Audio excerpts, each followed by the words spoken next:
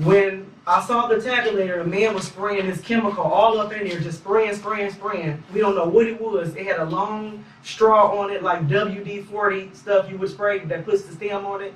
He was just spraying all in the tabulator. He was spraying on the screen? Spraying inside of it. You lift the roller up where you feed the ballots through. It was open, and he was spraying stuff all up in there. Then he peeled off. He looked up in the part where you read, where the ballot reads. So the ballot numbers are usually right here, the barcodes, and you put it in like this. Well, in that part of the machine, he went in there, and I saw him dig out and pull off white. It looked like correction tape.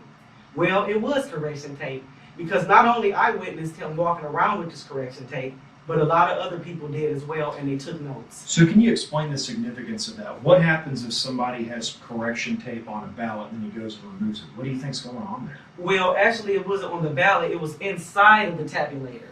So that means if you put the ballot through, it won't read anything, and you can override and push yes, I'm overriding. So this is just like a strip of paper you can use to mess with the machine? It was a whole strip of white correction tape that I saw him place back in that same area after he peeled it out, because the ballots were getting jammed.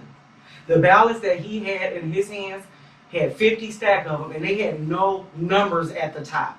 So how would it, I'm curious about how a tabulating machine would even read that ballot if there's no numbers on it. Well, I would assume that it doesn't read it, and that you can go in the system and, like I said, put down this is a blue ticket, or this is a red ticket, or this is an independent ticket.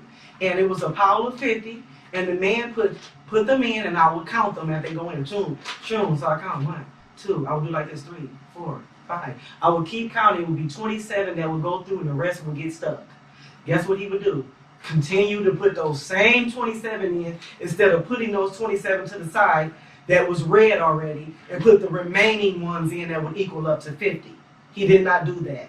Instead, he put that same amount in over 10 times. He put the same ballots in 10 times. Over 10 times. So the machine doesn't have a way to know whether the same ballot or barcode or number or whatever's already been put in? How? You covered the sensor. You covered the reader.